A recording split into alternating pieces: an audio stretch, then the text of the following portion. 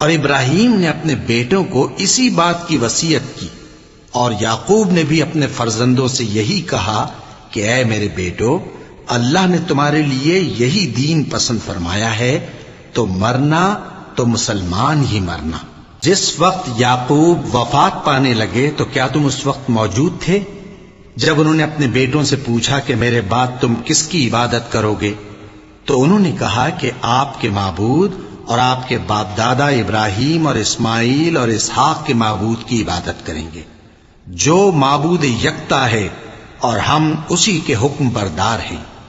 یہ جماعت گزر چکی، ان کو ان کے اعمال کا بدلہ ملے گا اور تم کو تمہارے اعمال کا، اور جو عمل وہ کرتے تھے ان کی پرسش تم سے نہیں ہوگی۔ اور یہودی اور عیسائی کہتے ہیں کہ یہودی یا عیسائی ہو جاؤ تو سیدھے رستے لگ جاؤ گے۔ اے پیغمبر، ان سے کہہ دو نہیں، بلکہ ہم دین ابراہیم اختیار کیے ہوئے ہیں جو ایک اللہ کے ہو رہے تھے اور مشرکوں میں سے نہ تھے۔